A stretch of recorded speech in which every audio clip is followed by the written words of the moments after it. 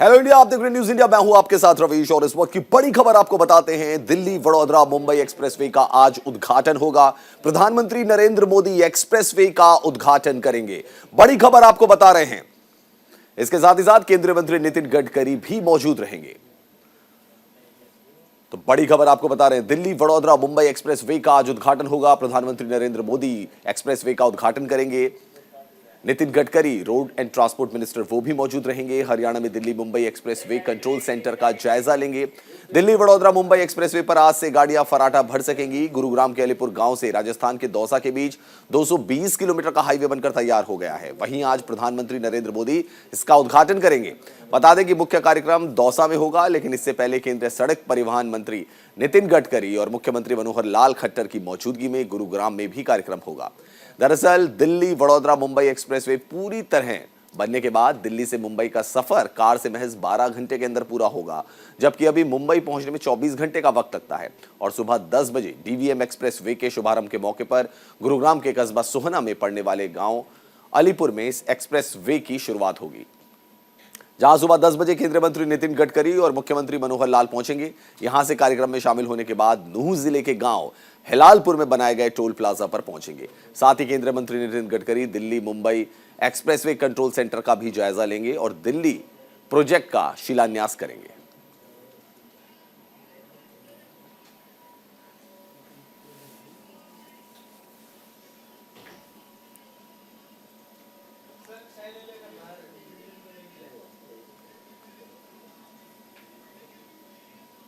तो केंद्रीय मंत्री नितिन गडकरी भी मौजूद रहेंगे। प्रधानमंत्री नरेंद्र मोदी उद्घाटन करेंगे। दिल्ली वडोदरा मुंबई एक्सप्रेसवे का उद्घाटन करेंगे और जब ये एक्सप्रेसवे पूरी तरह से बनकर तैयार हो जाएगा, दिल्ली से मुंबई का सफर हो जाएगा 12 घंटे का।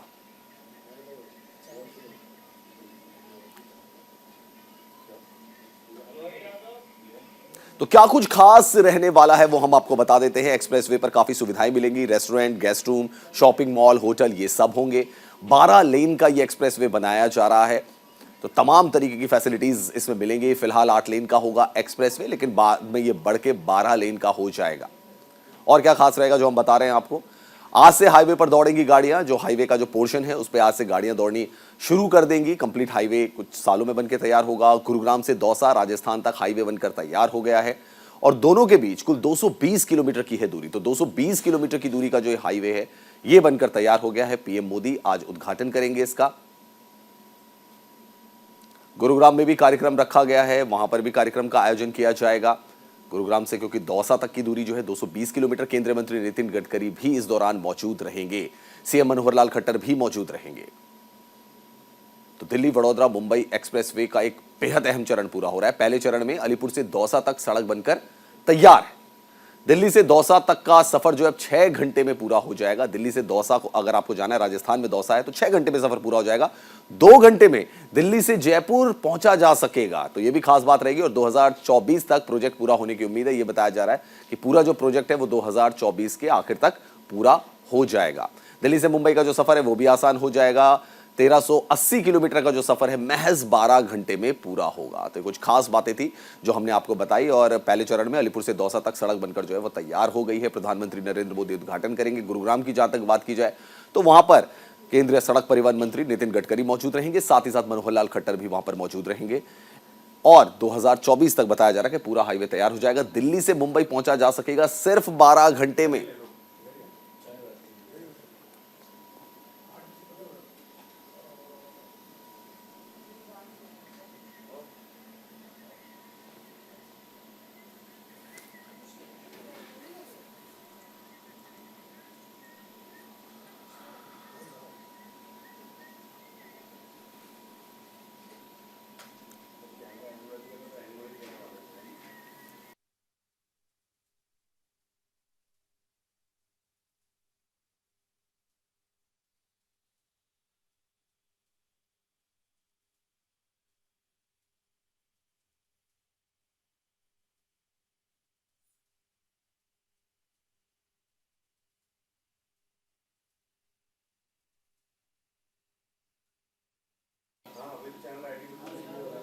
केंद्रीय मंत्री नितिन गडकरी भी मौजूद रहेंगे।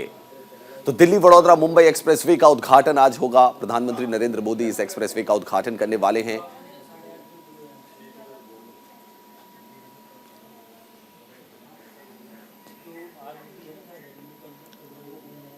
दिल्ली वडोदरा मुंबई एक्सप्रेसवे का उद्घाटन आज होगा। पीएम मोदी एक्सप्रेसवे का उद्घाटन करेंगे।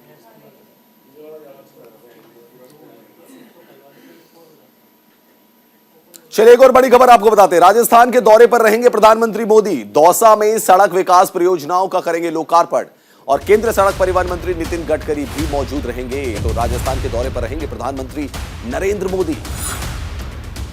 क्या खास कार्यक्रम है वो भी आपको बता देते हैं। दौसा में सड़क विकास परियोजनाओं का लोकार्पण करेंगे प्रधानमंत्री नरेंद्र मोदी। केंद्रीय सड़क परिवहन मंत्री नितिन गडकरी भी मौजूद रहेंगे। NHAI के अधिकारी, जिला प्रशासन समेत कई नेता यहां पर मौजूद रहेंगे। पीएम मोदी की दौसा में आज बड़ी जनसभा भी होगी, जिसके लिए दिल्ली मुंबई एक्सप्रेसवे के धनावड़ रेस्ट एरिया के पास बड़ा डोम और सभा स्थल तैयार करवाया गया है। वहीं NHAI के इस कार्यक्रम में केंद्रीय सड़क परिवहन और राजमार्ग मंत्री नितिन गडकरी, राजस्थान के मुख्यमंत्री अशोक गहलोत, हरियाणा के मुख्यमंत्री मनोहर लाल खट्टर, राजस्थान बीजेपी प्रदेश अध्यक्ष सतीश पुनिया, पूर्व मुख्यमंत्री वसुंधरा राजे, राजस्थान बीजेपी प्रभारी अरुण सिंह, संगठन महामंत्री चंद्रशेखर, दौसा से सांसद जसकौर मीणा, राज्यसभा सांसद डॉक्टर किरोड़ी लाल मीणा, केंद्रीय मंत्री गजेंद्र सिंह शेखावत, अर्जुन लाल मेघवाल, कैलाश चौधरी समेत कई विधायक, बीजेपी कार्यकर्ता, NHAI के अधिकारी, जिला प्रशासन और पुलिस के अधिकारी भी मौजूद रहेंगे। वहीं दौसा में पीएम मोदी सड़क विकास परियोजनाओं का लोकार्पण और शिलान्यास भी करेंगे।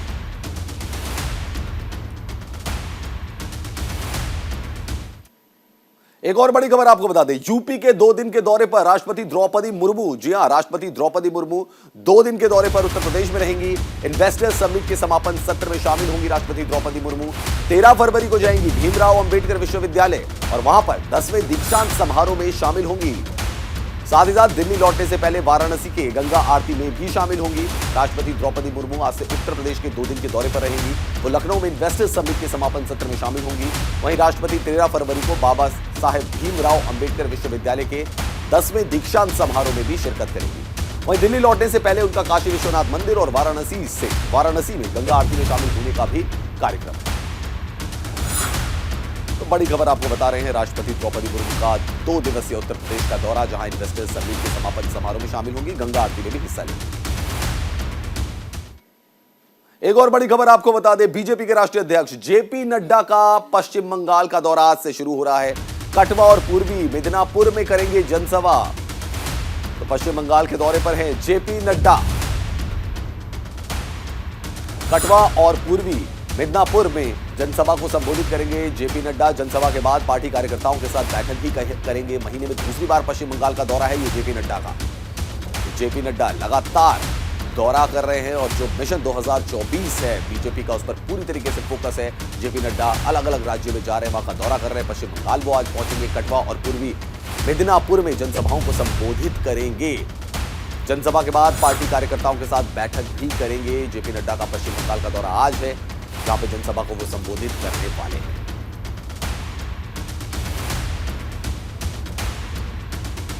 तो बड़ी खबर आपको बता रहे हैं। JP नड्डा बीजेपी के राष्ट्रीय अध्यक्ष, उनका आज पश्चिम बंगाल का दौरा है। 2 जगह पर जनसभाओं को संबोधित करेंगे JP नड्डा।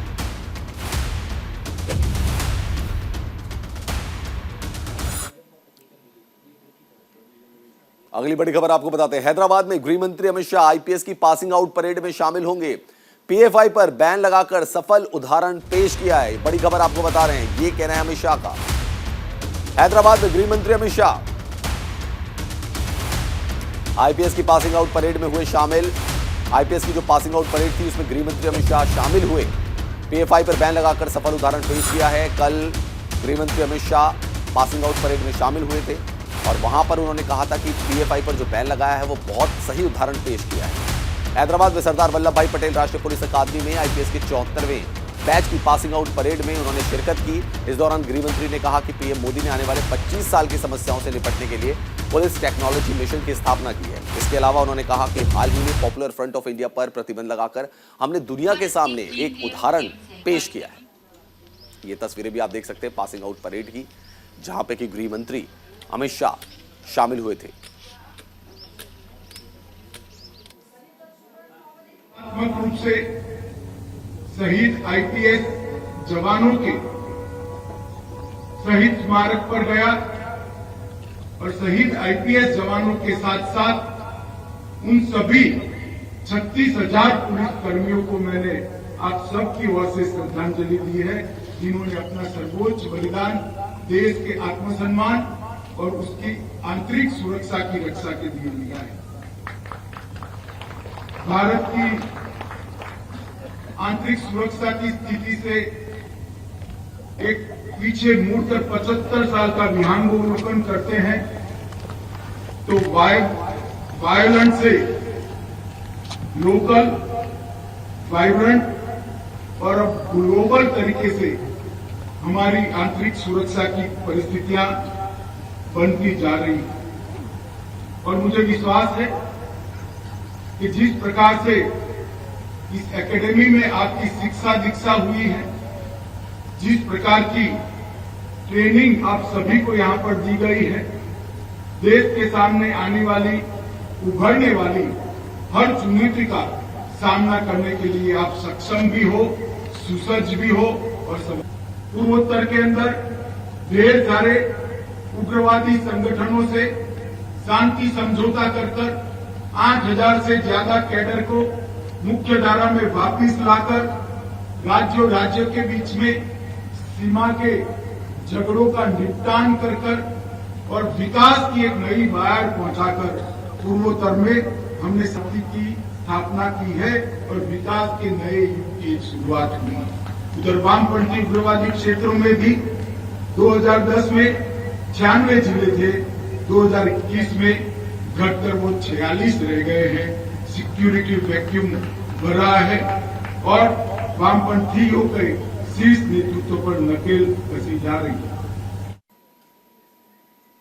एक और बड़ी खबर आपको बताते हैं, तुर्की और सीरिया में भूकंप की भयानक तस्वीरें सामने आई हैं। तुर्की में मरने वालों का आंकड़ा 28,000 के पार पहुंच गया है। बड़ी खबर आपको बता रहे हैं, तुर्की और सीरिया में भूकंप की भयानक तस्वीरें सामने आ रही हैं। तुर्की में मरने वालों का जो आंकड़ा है वो 28,000 के पार पहुंच चुका है। तुर्की में आए भूकंप की ड्रोन फुटेज सामने आई है। दरारों में धंसा देश नजर आ रहा है। पश्चिम एशियाई देश तुर्की और सीरिया में आए भूकंप ने बड़ी तबाही मचाई है। अब तक यहां 24,000 से ज्यादा मौत हो चुकी है, जबकि 40,000 से ज्यादा लोग जख्मी हुए हैं। इसके अलावा काफी लोगों के भूकंप से जमींदोज हुई इमारतों के मलबे में दबे होने की आशंका है और बचाव टीम लगातार मलबे में दबे हुए लोगों को निकालने की कोशिशें जारी है। तुर्की में पिछले 20 साल में आए सबसे तगड़ा भूकंप है। इस भूकंप में मरने वालों की संख्या के सभी रिकॉर्ड तोड़ दिए हैं। बताते चले कि तुर्की में बीते सोमवार को 7.8 मैग्नीट्यूड का भूकंप आया था। इस भूकंप के बाद भी तुर्की और सीरिया के कई इलाकों में हल्के झटके महसूस किए जा रहे हैं। हाल ही में एक ड्रोन फुटेज सामने आया है जो कि हम आपको दिखाएंगे, जिससे तबाही का मंजर देखा जा सकता है। ये ड्रोन फुटेज तुर्की के तेपेहन गांव और लिव गांव का है, जहां साफ तौर पर भूकंप की भयानक तस्वीरें दिख रही हैं। ये बड़ी बड़ी दरारें तुर्की और सीरिया में आए भूकंप की त्रासदी को दर्शा रही हैं। तो तस्वीरें आप देख सकते हैं कितना भयंकर ये भूकंप था। अगली बड़ी खबर आपको बताते हैं, मिशन कर्नाटक पर रहे केंद्रीय गृह मंत्री अमित शाह। पुत्तूर में अमित शाह की हुई जनसभा, विपक्ष पर अमित शाह का जोरदार वार। बड़ी खबर आपको बता रहे हैं, तेलंगाना के बाद गृह मंत्री अमित शाह कर्नाटक पहुंचे। पुत्तूर में केंद्रीय गृह मंत्री अमित शाह ने पंचमुखी अंजनेय मंदिर में पूजा अर्चना की, साथ ही जनसभा को भी संबोधित किया। तो मिशन कर्नाटक पर रहे केंद्रीय गृह मंत्री अमित शाह। इस दौरान उन्होंने कहा कि मैंने अभी कांतारा देखी, कांतारा देखकर मुझे पता चला कि यह प्रदेश इतनी समृद्ध परंपराओं का है। देश में बहुत कम क्षेत्र हैं जहां के लोग विषम परिस्थितियों के बाद भी खेती से देश को समृद्ध बनाते हैं। इसके अलावा अमित शाह ने विपक्षी दलों पर जमकर निशाना साधा।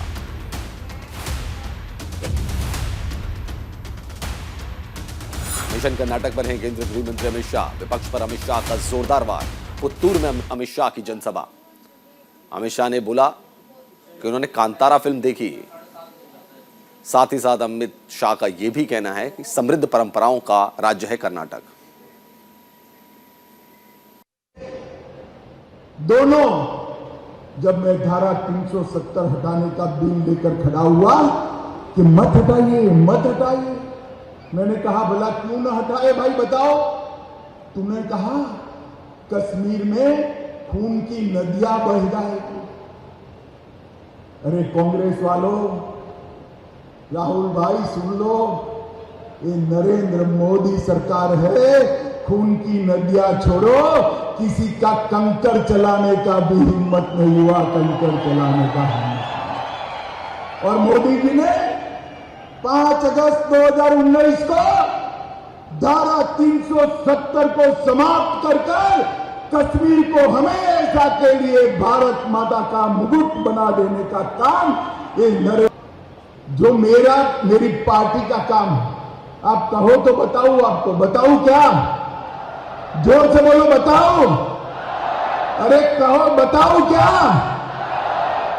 भाई मुझे बताओ, टीपू के मानने वाले जेडीएस और कांग्रेस को वोट देना चाहिए या रानी अब्बक्का को मानने वाली बीजेपी को वोट देना चाहिए?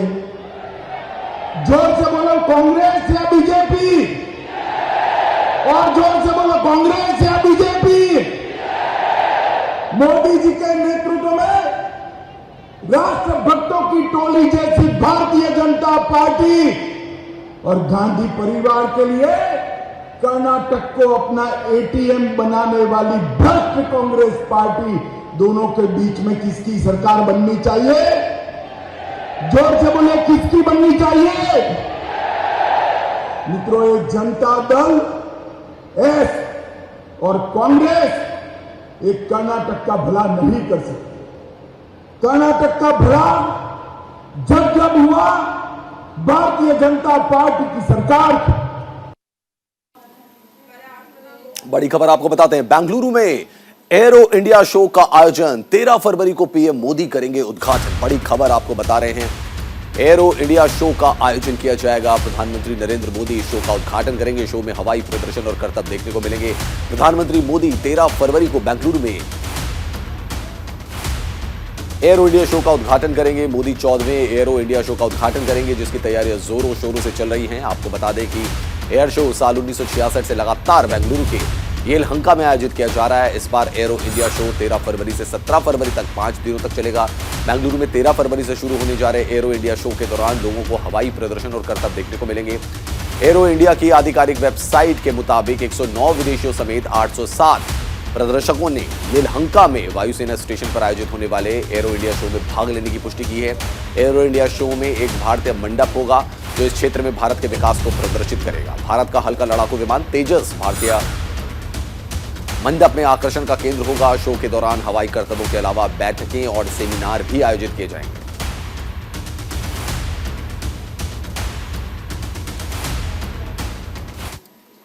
एक और बड़ी खबर आपको बता दें, सीएम बसवराज बोम्मई का सिद्धारमैया पर पलटवार। तो कर्नाटक के मुख्यमंत्री बसवराज बोम्मई ने हमला बोला है सिद्धारमैया पर। हिंदू हिंदुत्व तुलना वाले बयान पर सिद्धारमैया की उन्होंने खिंचाई की है।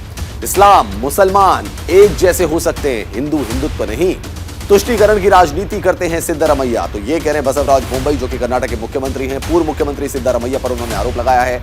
कर्नाटक के पूर्व मुख्यमंत्री सिद्धारमैया के हिंदू और हिंदुत्व तुलना वाले बयान पर कर्नाटक के सीएम बसवराज बोम्मई ने पूर्व सीएम सिद्धारमैया की खिंचाई की है। सीएम बसवराज बोम्मई ने सवाल किया है कि इस्लाम और मुसलमान एक जैसे हो सकते हैं, लेकिन हिंदू और हिंदुत्व नहीं। साथ ही बसवराज बोम्मई ने सिद्धारमैया पर पिछले 20 सालों से अपने वोट बैंक के लिए तुष्टीकरण की राजनीति करने का आरोप लगाया है।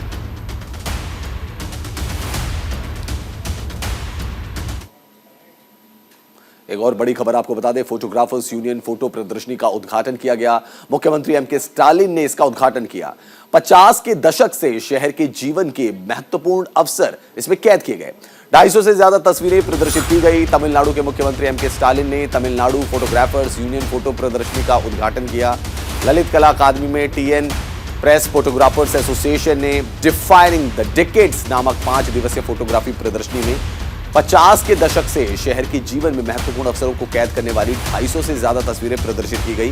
कुछ प्रदर्शनों में द्रविड़ आंदोलन के शुरुआती दिनों की ब्लैक एंड व्हाइट तस्वीरें शामिल हैं, जिसमें पेरियार, अन्नादुरई, कलनार, करुणानिधि, एमजी रामचंद्रन शामिल हैं।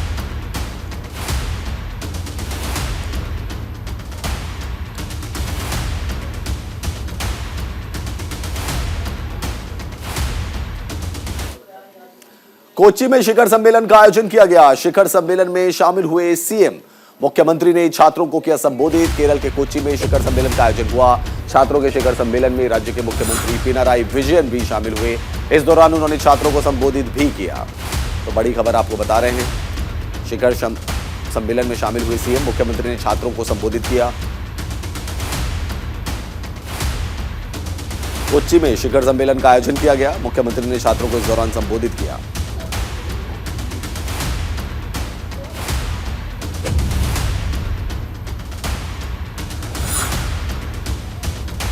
मुख्यमंत्री ने छात्रों को संबोधित किया। कोच्चि में शिखर सम्मेलन का आयोजन।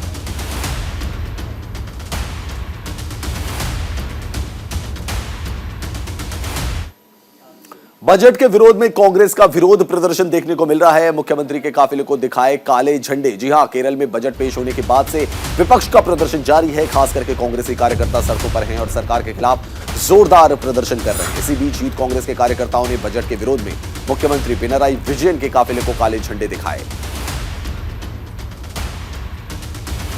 तो बजट के विरोध में कांग्रेस का प्रदर्शन देखने को मिला, जहां उन्होंने मुख्यमंत्री के काफिले को काले झंडे दिखाए।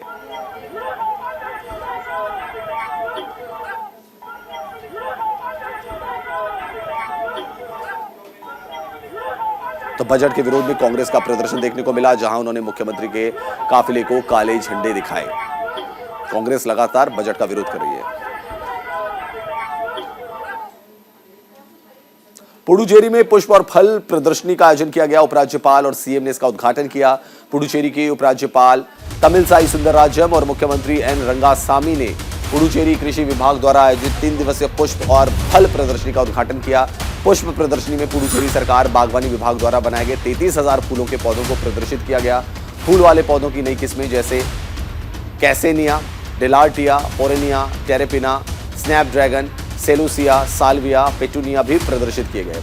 हाथी, पैंगुइन, सफेद और लाल गुलाब के पत्थर से बना मोर, छोटे दानों से बना आया मंडपम, खरबूजे से बना डायनासोर, लौकी से बना हंस, अनानास से फल से बना मगरमच्छ, अंगूर से बनी गाय जनता के लिए आकर्षण का केंद्र बनी रहेगी। तो पुडुचेरी में पुष्प और फल प्रदर्शनी का आयोजन किया गया।